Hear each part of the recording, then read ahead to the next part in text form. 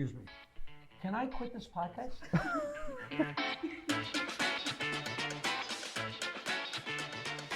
I told Eddie Murphy to stay in college so he'd have something to fall back on. I did great advice. Jackie, how about the lighter side of history?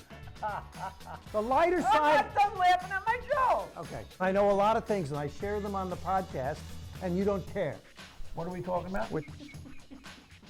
I can't get a word in edgewise on this show. I mean, it's... Here's how we sell it. Okay.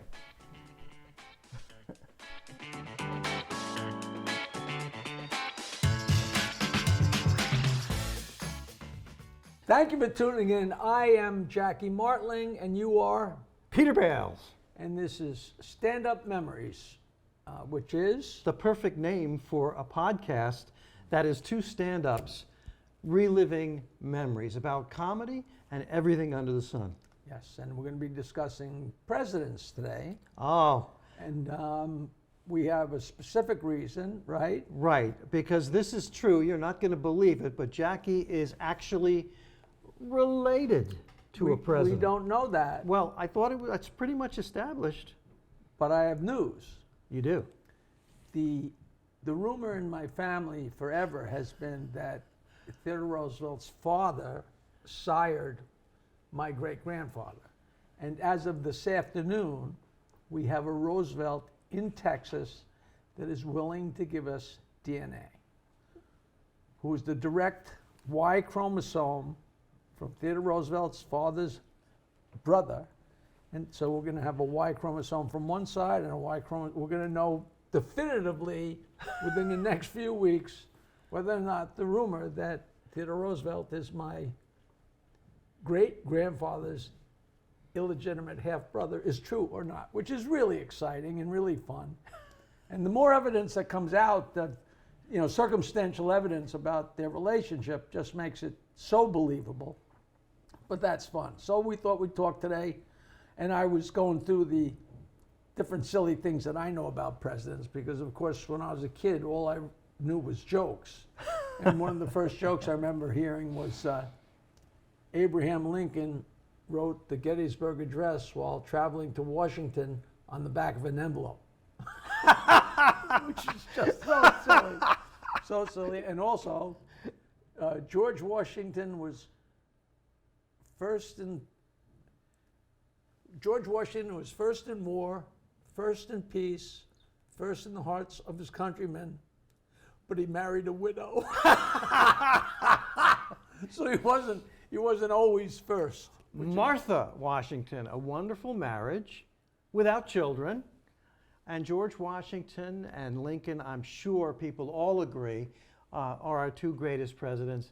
And you are, I predict, we'll update this in a future podcast, that Jackie Martling is related to the illustrious Teddy Roosevelt. And it's not surprising, there's a scandal involved, very scandalous for that time. I already have a place picked out on Mount Rushmore for myself. And it's very exciting. But just recently, in the last couple of weeks, we got a copy of a newspaper article from Washington when Theodore Roosevelt came back to Oyster Bay for the first time since becoming president in 1901, and he returned in 1902, and it references his pal Frank Hall, who worked side by side with him at the White House and also side by side with him in Sagamore Hill, and Frank's daughter, Dorothy Hall, who's my grandmother. I love it. I love it. It's just fun. It doesn't mean anything. People are like, what?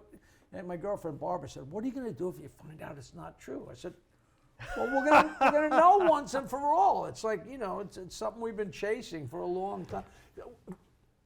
Real quickly, the rumor, I didn't find out about this rumor until everybody that could have helped me find out was dead. I found out about it from my 93-year-old aunt, and so there was nowhere to go. So we've been poking here and poking there, and so we're searching around and searching around. Well, as a historian, I'm not comfortable talking about people who are alive. I love when they're dead. Teddy Roosevelt I like the guy. I think he was a great president. He was a progressive Republican back in the day when the Republicans could be progressive.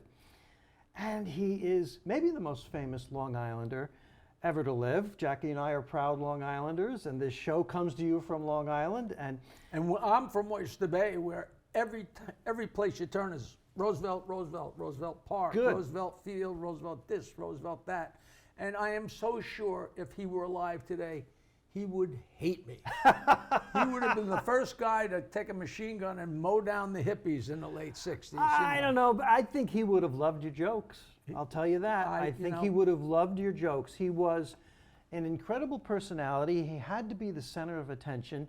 They used to say that when he went to a wedding, his biggest desire was to eclipse the bride. Now, see, I don't know any of this. I love you. I Oh, don't love what it. a personality. I mean, I just, and he loved giving speeches.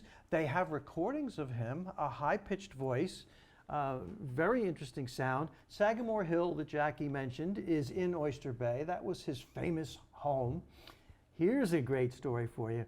Teddy is giving a speech from his Victorian porch at Sagamore Hill. Loved talking to the crowd. And he's firing away, and he gets a heckler who'd had a bit to drink, who interrupts the president and says, "My grandfather was a Democrat, my father was a Democrat, and I'm a Democrat." And Teddy goes, "Well, if your grandfather was a jackass and your father was a jackass, what would that make you?" And the guy goes, "A Republican." Oh, That's a classic story. that is a classic story. I love it. And you're related. That's a funny man. I don't like when he gets beaten, but that's fine. And for argument's sake, if you visit Sagamore Hill, you can actually go on that porch and Yes. sit in the rocking chairs up there. Yes. And Yes. it's a National Historic Site that was made into a National Historic Site by my great uncle Len Wow. and Roosevelt's daughter Ethel Roosevelt Derby. Wow. See the connections here?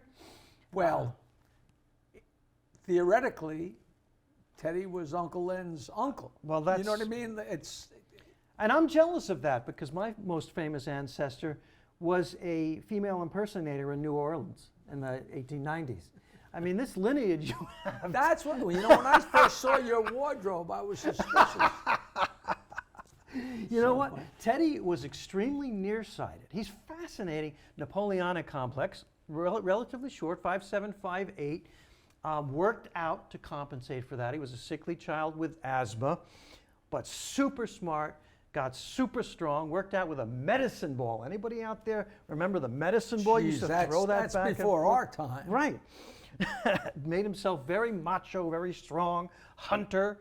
And he was such an egomaniac. You know Well, the you can stories say about that. him shooting the rhino. There's like 12 natives, all with rifles, and Teddy, and they all shot the rhino. at the same time, Right, and they said he his glasses were this thick. It's a miracle he In didn't fact- shoot one of the natives. right, well, they knew this guy's paying their bill, and they don't want him to be killed by they're very nearsighted. Good shot, Sahib. Of course, 12 people fired at the moment that he fired. They got the rhino. They got the rhino. And the conservative Republicans and Democrats in America at the time are toasting health to the rhinos. Good luck to the rhinos because Teddy had enemies, but he was worried about his nearsightedness, not that there's anything wrong with that, and would have 3 pairs of glasses on his person at all times. And Is that true? that is true. And he is rumored to have inspired the cartoon character that most older people know about, Mr. Magoo. Mr. Magoo. Now, you asked me about Magoo before. Yeah, I looked it up. It's not true. It's not true. It's a rumor. It's one of those things. It's not true. If you're nearsighted, It makes sense. But I got to tell you, interestingly enough, you know who inspired Mr. Magoo? The nearsighted, gets into trouble all the time cartoon character that boomers remember from their youth. W.C. Fields inspired Mr. Magoo. Extremely interesting. But Teddy did inspire the teddy bear. That's absolutely true. That's true. Bigger than life. You know, the Rough I Riders. can't and- believe the guy died at like 61. He did so much. He packed so much into those 61 I know, it years. was I think it was 65 around there, heart ailment. No, 61. 61, he died He at was 60. born Are you in sure? 58, and he died in 1919 in his sleep at Sagamore Hill. As he was getting ready to run again for president in 1920. But he died. I think he would have won in 1920. And how different our history would have been. And of course, my great-grandfather would have been vice president had he not died in 1916. Can you imagine a president setting up a boxing ring on the lawn of the White House so he can go out and box during the day to get his exercise? And people wanted meetings with him. And for example, the Secretary of the Treasury would say, I need to talk to the president. And they would say, well, you know, you got to book a few rounds. You want to talk to the president, you got to go and box a few rounds with the president. And in between rounds, maybe you can talk to him about the budget. This is the kind of a presidency this was. Do you know that Teddy took a shot to the eye when he was boxing, and he went blind for 3 months? And he said, don't anybody tell my wife, I'll get in trouble. And nobody knows why, but it cleared up. He got his eyesight back in the one eye. That is so crazy. But this is a huge family. Get that horse out of the White House. You know, that it was an insane time. He could be despicable too, because there's a famous story of him riding on the horse from Sagamore Hill to Oyster Bay, and a dog coming running out and biting at the horse's heels. And the next day, when he's riding into Oyster Bay, the dog came running out, and Roosevelt blew his head off with a gun. And that's a true story. And it's like, you know, you don't want to hear that stuff. How are the teachers in elementary school missing that story?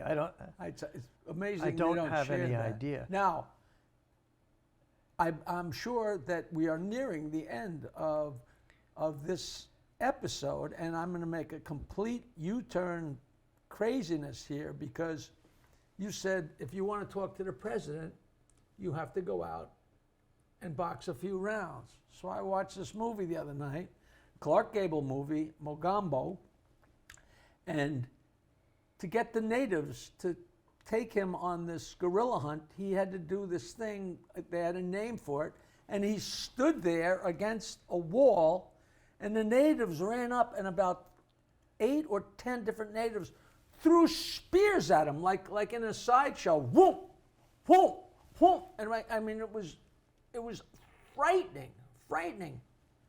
But what was most frightening is they're going to catch a leopard in a net. You know, they have a net set to catch leopards or gorillas, whatever. And as they're lowering the net, they're going, wabe, wabe, come in, I'm like, that's Murray the K's chant from 10-10 Wins. You remember Murray Kaufman and the submarine Murray the race K, watch? 10-10 Wins, which was a rock station then, and that's his chant. That was his chant, and I'm watching Murray K's chant on Mogambo with Clark Gable. I mean, to lift that and put it so out of, I mean, that's beyond brilliant. I mean, it was exactly, whoa, babe, I've been laughing at that for a week. Did they do that on purpose? Did the movie do that on purpose? Do what? Put that chant in No, there. that movie was made in like 1953. Murray was 10 years later. Well, then it's a coincidence. I'm a little If slow. if you hear them, there's no way. He definitely saw that and thought that might be very, very funny. And he took that and he put it into his radio show. Wow. Which is just such a non sequitur. It is a non sequitur, but I didn't turn on my iPhone and record it off the movie, which I probably should have, because it's just not believable. I don't mean it was close. I mean it was exact, which is just so fun. I love it. I love it. Only you would notice that. Murray the K? One more story about Murray the K. He was supposed to go out to dinner, him and his wife, with somebody, and he couldn't go because him and another guy that they were going to dinner, and he was supposed to be writing a song for Bobby Darin. and they were late. I don't know if this is true, but this is a great one. And they're sitting at the piano, and his wife comes over and says, all right, come on. Well, no, we got to write a song. Yeah, splish splash, I was taking a bath. How's that sound? Come on. And they went to dinner, and that was a monstrous hit. Even if that's not true, that's a very funny song. You know, hey, how's this? Splish splash, I was taking. Because the first time you hear that song, you're like, what kind of song is that? Bobby Darin was a huge singer in the late 50s, early 60s, and he tried to make the transition into Hippieville. Rock and roll and Hippieville, and that didn't work. And when we went back to his roots, everybody loved him again because he was incredible, Bobby Darin. He was great. He was a great entertainer. You know, but you mentioned 1010 Winds Radio. Remember the days of AM radio? There was no FM yet. The Beatles came to New York, and WABC, which was the #1 rock station back then, was covering the Beatles coming to the airport, coming to the Plaza Hotel, the huge crowds playing Beatles music, and getting, Jackie, are you ready, a 75% share. That is unheard of in the 70. That's unheard of for any radio program ever. And Murray the K finagled his way into their hotel room and broadcast it on 1010, which was absolutely unheard of. It was, you know, I think we're probably rolling to a close.